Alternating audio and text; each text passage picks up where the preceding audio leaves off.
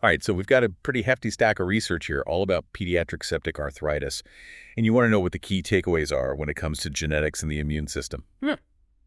You got it. We're zeroing in on a study called Integrative Bioinformatics Analysis of Immune Activation and Gene Networks in Pediatric Septic Arthritis, which sounds pretty complicated. Oh, yeah, it's a mouthful. But basically, it looks like they're using big data and computer modeling to see what's going on in the bodies of these kids at a molecular level. Yeah, it's like having this high-powered microscope letting us zoom in on how genes and immune cells interact when there's an infection going on. Okay, cool. So before we get lost in the details, though, let's back up a bit. We know Staphylococcus aureus, or S.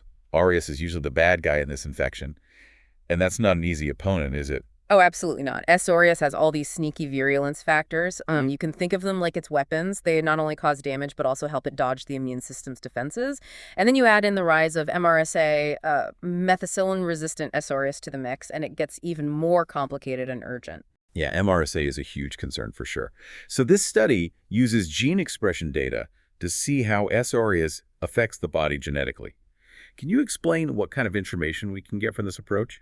Sure. So gene expression data basically gives us a snapshot of which genes are turned on in a specific cell or tissue at any given moment.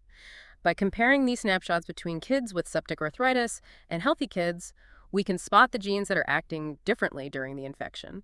These are what we call differentially expressed genes, or DEGs for short. So these DAGs are like red flags telling us something's not right. Exactly. And this study found a lot of them, 576 to be precise. And even more interesting is that 35 of these were consistently different across multiple data sets, which makes it even more likely that they're playing a role in the disease. 576 DEGs. Right. Wow, that's a lot to process. Yeah. How do researchers even begin to understand all that information? That's where the bioinformatics part comes in. They use really sophisticated algorithms and computational tools to sift through all that data and find patterns and connections. One way they do that is by looking for what are called hub genes. Hub genes. What makes them special? Think of them as the influencers in the world of genes. Hub genes are connected to a bunch of other genes, so they have a bigger potential to influence a lot of different processes. Ah, so by finding these hub genes, researchers can start to figure out the key players in the immune response to S. aureus. Exactly. And in this case, a lot of the hub genes they found pointed to a really strong role for the innate immune systems, specifically a response driven by neutrophils. Neutrophils. Those are the first responders, right? The ones that rush in to fight the infection? Right on. They're crucial for controlling bacterial infections. And the interesting thing here is that a bunch of the hub genes they found, like MPO and ELANE, are directly involved in how neutrophils fight bacteria. Okay, so let's break that down a little. Yeah. What do these genes actually do that makes them so important in this battle against S. aureus? Well, for instance, MPO is involved in creating what are called neutrophil extracellular traps, or nets for short. Nets. Those sound interesting. Yeah. Tell me more. They're basically webs made of DNA and antimicrobial proteins that neutrophils release to catch and kill bacteria. It's like a sticky trap that stops the bacteria from spreading and helps the immune system get rid of them. Wow, that's pretty amazing. The body has its own little internal web-sling defense system. That's awesome.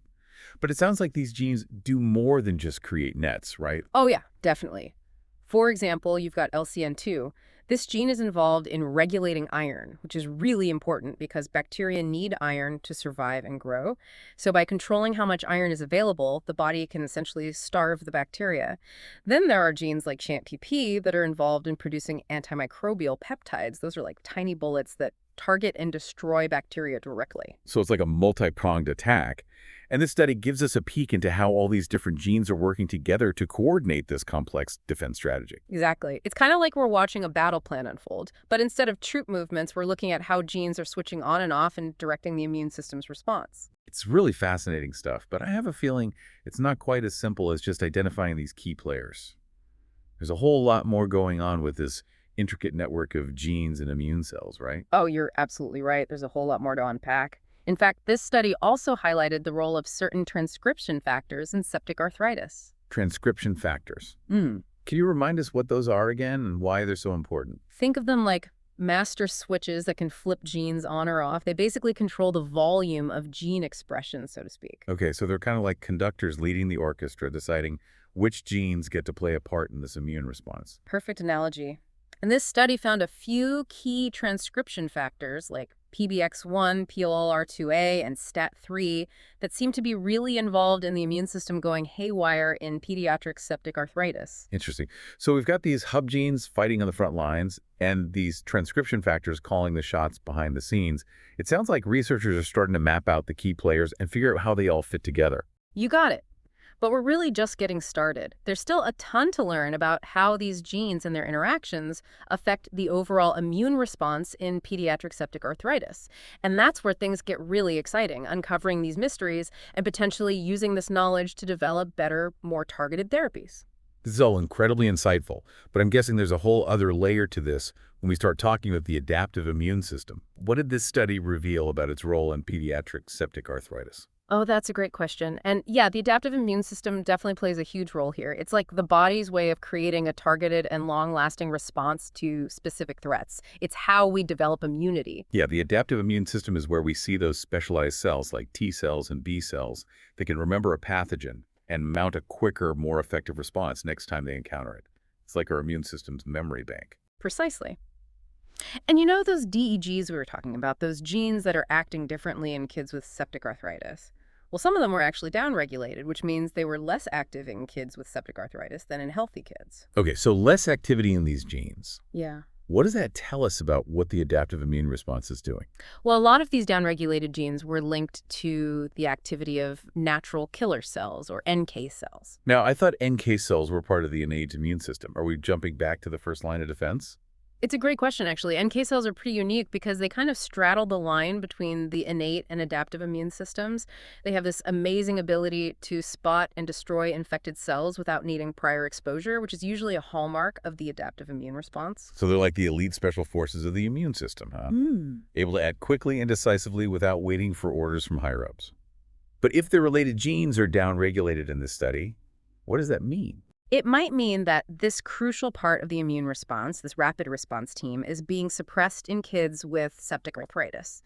And that opens up a whole can of worms about why this suppression might be happening and what it means for how well the immune system can fight back. So there might be a weak spot in the armor, so to speak. Yeah. What else did this study find out about the adaptive immune response in pediatric septic arthritis? They used a tool called CyberSort, which analyzes gene expression data to figure out how many of different types of immune cells are in the blood. So they're basically getting a snapshot of the immune landscape, seeing who's on the field and how many of each player there are. Exactly. And what they found was really interesting. In kids with septic arthritis, there was a big increase in plasma cells, which are the cells that make antibodies. Okay, so that makes sense. The body is trying to fight off this infection, and antibodies are a key weapon in the adaptive immune system's arsenal. They can target and neutralize specific pathogens. Right. But here's where it gets even more intriguing. They also saw a big drop in what are called CD4 plus naive T cells. Naive T cells. Are those like the rookie T cells? The ones that haven't encountered a specific pathogen yet? You got it. They're basically fresh recruits waiting to be trained to fight specific invaders. And the fact that there are fewer of them in kids with septic arthritis suggests there might be a problem with either creating or activating these essential immune cells. So not only are their special forces potentially out of commission, but their training camp for new recruits seems to be struggling too. That's a great way to put it. This finding really emphasizes how messed up the immune system seems to be in pediatric septic arthritis. Both the innate and adaptive parts appear to be affected. So we've got a potentially suppressed innate response shown by those downregulated NK cell genes and a possibly compromised adaptive response as evidenced by the decrease in naive T cells. They're like the immune system is trying to fight this infection with one hand tied behind its back. That's exactly right. And these findings have some big implications for how we think about treating this condition. That's where I wanted to go next.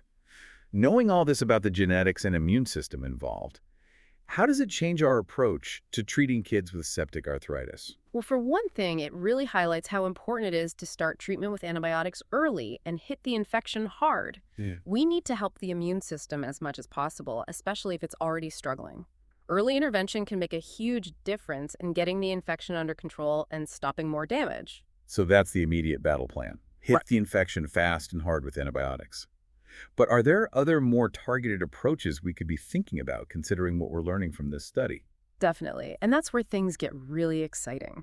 Remember those hub genes and transcription factors we talked about? Those could be potential targets for new therapies. Imagine if we could find a way to make NK cells more active, or increase the production of those antimicrobial peptides. We could give the immune system an even bigger advantage in fighting the infection. Okay, so instead of just trying to kill the bacteria, we could try to adjust or fine-tune the immune response itself. Exactly. And that's a really powerful idea. It's like shifting from a scorched earth approach to something more strategic and targeted. I like that analogy. Hmm. So this study isn't just about understanding how the disease works. It's also about opening doors to new and potentially more effective ways to treat it. Exactly. By figuring out these key players, the genes, the pathways, the transcription factors, we're basically creating a roadmap for future research and development of new therapies. And that's what makes this so exciting. Absolutely. It feels like we're moving beyond just treating the symptoms and starting to tackle the root causes of this complex condition. But before we get too far ahead of ourselves, I think it's time to shift gears slightly and talk about something else. The study highlights limitations. Like any good research, it acknowledges that there are certain things it couldn't address and things we should be careful about assuming. So what are some of the caveats we need to keep in mind when interpreting these results? One important thing to remember is that this study used gene expression datasets that were publicly available. These databases are incredibly useful, but there can be differences in how data is collected and processed across different studies. So it's kind of like comparing apples and oranges to a certain extent. Exactly. We have to be careful about generalizing these findings to every single case of pediatric septic arthritis. More research is needed to confirm these findings in larger and more diverse groups of patients and to account for those possible differences in data collection methods. That makes sense. It's a good reminder that science is a process of building on what we already know, constantly refining and expanding our understanding. What other limitations should we be aware of? Well, this was a bioinformatics study, which means it was all about analyzing gene expression data. While that's incredibly valuable, it only shows us part of the picture. Gene expression is just one step in a long and complicated chain of events that eventually lead to the actual symptoms of a disease. So it's like seeing the blueprints but not knowing exactly how the building is put together. Yeah, that's a good way to think about it. We need to keep in mind that the human body is incredibly complex. Genes are just the beginning. We need to understand how changes in gene expression actually translate to changes in protein production, cellular function, and the intricate interactions between different cell types. And all of that happening within a dynamic and constantly changing environment. It's a humbling reminder of just how much we still don't know. You said it. This study gave us some really fascinating insights into the molecular workings of pediatric septic arthritis, but it's just one piece of the puzzle. There's a whole lot more out there to explore. All right, so where do we go from here? What are the big questions that future research should be asking? Well, one obvious next step is to confirm these findings in different groups of patients and in real-world clinical settings. Do those hub genes and transcription factors always act differently in kids with septic arthritis? How do variations in those genes affect how severe the disease is or how well a child responds to treatment? So we need to move from the lab to the bedside, so to speak, and see how these findings play out in real-world clinical situations. Exactly. And we need to look beyond just gene expression. We need to link those changes in gene expression to actual changes in protein levels, how cells function, and ultimately how the disease progresses. How are those altered molecular pathways actually showing up in the body? How do they contribute to the symptoms and the way the disease develops? And ultimately, how can we use this knowledge to develop more effective treatments? That's the million-dollar question. Can we design therapies that target those hub genes or transcription factors? Can we find ways to boost NK cell activity or ramp up the production of those antimicrobial peptides? It sounds like we're just scratching the surface of what's possible here. That's what makes this field so exciting. We're moving away from a one-size-fits-all approach to treatment and starting to think about more personalized and targeted therapies that are tailored to a child's unique genetic and immune makeup. It's a whole new way of looking at medicine. So to our listener out there, if you're as fascinated by this as we are, keep digging, keep asking questions. This is just the beginning of an incredible journey of discovery. And who knows? Maybe one day, thanks to research like this, we'll be able to prevent or treat pediatric septic arthritis with the level of precision and effectiveness we can only dream of right now. But until then, keep exploring and stay curious. So the perfect note to end on. Thanks for joining us on this deep dive, and we'll see you next time for another fascinating look into the world around us. Okay, so we've been talking a lot about the innate immune system's role in all of this, but the adaptive immune system, which is how our bodies develop a really targeted, long-lasting response to specific threats, that plays a big role too, right? Right, the adaptive immune system, that's where we see those super specialized cells like T cells and B cells. They can actually remember a pathogen and then mount a faster, more effective response the next time they encounter it. It's like our immune system's memory bank. Exactly. And this study actually found some interesting things about how the adaptive immune response is affected in these kids with pediatric septic arthritis. Remember those DEGs we talked about, those genes that are acting differently? Well, some of them were actually downregulated, meaning their activity was lower in kids with septic arthritis compared to healthy kids. Okay, so less activity in those genes. What does that tell us about the adaptive immune response? Well, interestingly enough, many of those downregulated genes were associated with the activity of natural killer cells, NK cells. Wait a minute, I thought NK cells were part of the innate immune system. Are we going back to the first line of defense? It's a good question. NK cells are actually kind of special. They sort of bridge the gap between the innate and adaptive immune systems. They have this incredible ability to recognize and destroy infected cells without needing any prior sensitization, which is usually a characteristic of the adaptive immune response. So they're like the elite special forces of the immune system, able to act quickly and decisively without waiting for orders. But if their genes are downregulated in this study, what does that mean? It could mean that this really crucial part of the immune response, this rapid response team, is being suppressed in kids with septic arthritis. And that raises a bunch of questions about why this suppression might be happening and what it means for the overall immune response. So we've got a potential chink in the armor. What else did this study find out about the adaptive immune response in these kids? Well, they also use this tool called CyberSort, which analyzes gene expression data to estimate the proportions of different immune cell types that are present in the blood. So it's like they're getting a snapshot of the immune system's lineup, seeing who's on the field and in what numbers. Precisely. And what they found was pretty interesting. In kids with septic arthritis, there was a significant increase in plasma cells. Those are the cells that produce antibodies. Okay, that makes sense. The body's trying to fight off this infection, and antibodies are a key weapon in the adaptive immune system's arsenal. They can target and neutralize those specific pathogens. Right. But here's where things get even more interesting. They also observed a significant decrease in what are called CD4 plus naive T cells. Naive T cells. Those are like the rookie T cells, right? Yeah. The ones that haven't encountered a specific pathogen before. You got it. They're the fresh recruits waiting to be trained to fight specific invaders. And the fact that their numbers are reduced in these kids suggests there might be an issue with either generating or activating these really important immune cells. So not only are their special forces potentially compromised, but their training camp for new recruits seems to be struggling as well. That's one way to put it. And this finding really highlights the complex immune dysregulation that seems to be going on in pediatric septic arthritis.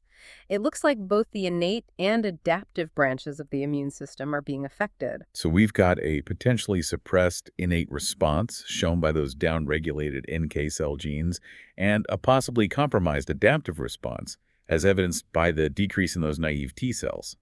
It's like the immune system is trying to fight this infection with one hand tied behind its back. Exactly. And these findings have some pretty important implications for how we think about treating this condition. Yeah, this is where I wanted to go next.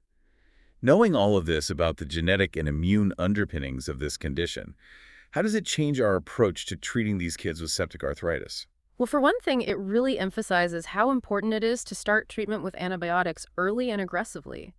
We need to give the immune system as much help as possible, especially if it's already struggling. Early intervention can make a huge difference in controlling the infection and preventing further damage. So that's the immediate battle plan. Hit the infection hard and fast with antibiotics.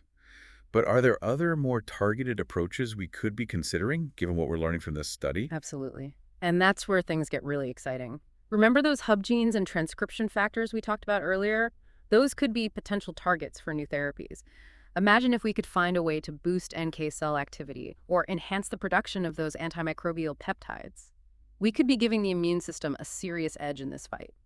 Okay, so instead of just trying to kill the bacteria, we could actually try to modulate or fine-tune the immune response itself. Exactly. And that's a pretty powerful concept. It's like moving from a scorched earth approach to a more strategic, more targeted intervention. That's a great analogy. So this study isn't just about understanding how the disease works, it's also about opening doors to new and potentially much more effective treatments. You got it. By identifying these key players, the genes, the pathways, the transcription factors, we're basically creating a roadmap for future research and development of new therapies. And that's incredibly exciting. Absolutely. It feels like we're moving beyond just treating the symptoms and starting to address the root causes of this complex condition. So we've really dug deep into this whole world of pediatric septic arthritis, haven't we? From the sneaky ways S. aureus operates to the incredible network of genes and immune cells fighting back. Yeah, it's been quite a journey through the molecular battlefield. We've seen both the innate and the adaptive parts of the immune system jump into action, and we've uncovered some pretty interesting clues about potential weaknesses that S. aureus might be exploiting. And those weaknesses, like the possibility of NK cell suppression and that decrease in naive T cells, they point to some pretty exciting possibilities for new treatment strategies that could give the immune system a boost. Oh, absolutely. But as with any scientific exploration, we need to acknowledge the limitations of this study and think about the bigger picture too. Right, no study is perfect. Yeah. What are some of the things we need to keep in mind when we're looking at these results? Well, one thing is this study used gene expression data sets that were publicly available. These databases are super valuable, but there can be differences in how the data was collected and processed in different studies. So it's like comparing apples and oranges sometimes. Yeah, exactly. We have to be careful about assuming these findings apply to all cases of pediatric septic arthritis. More research is needed to confirm these findings in larger, more diverse groups of kids and to take those data collection differences into account. That makes sense. It reminds us that science is a process. We keep building on what we know, refining and expanding our understanding. What other limitations should we consider? Well, this was a bioinformatics study, meaning it was all about analyzing gene expression data. And that's great, but it only tells part of the story. Gene expression is just one step in this complex chain of events that ultimately lead to the actual disease. So it's like seeing the blueprints, but not really understanding how the building is put together. That's a great way to put it. The human body is incredibly complex. Genes are just the starting point. We need to figure out how those changes in gene expression actually translate to changes in protein production, how cells function, and all those intricate interactions between different cell types. And all of that is happening in an environment that's constantly changing. It's amazing how much we still don't know. Absolutely. This study has given us some really cool insights into what's happening at a molecular level in pediatric septic arthritis, but it's really just a piece of the puzzle. There's so much more to learn. So where do we go from here? What are the big questions that future research should focus on? Well, one obvious next step is to check if these findings hold true in different groups of patients and different clinical settings. Are those hub genes and transcription factors always dysregulated in kids with septic arthritis? How do variations in those genes affect how severe the disease is or how well a child responds to treatment? So we need to take this from the lab to the real world and see how it plays out with real patients. Exactly. And we can't just stop at gene expression. We need to connect those changes in gene expression to actual changes in protein levels, how cells are working, and what happens in the body. Are those altered molecular pathways actually causing the symptoms we see? How do they contribute to how the disease progresses? And in the end, how can we use all of this knowledge to develop better treatments? That's the big question. Can we design therapies that specifically target those hub genes or transcript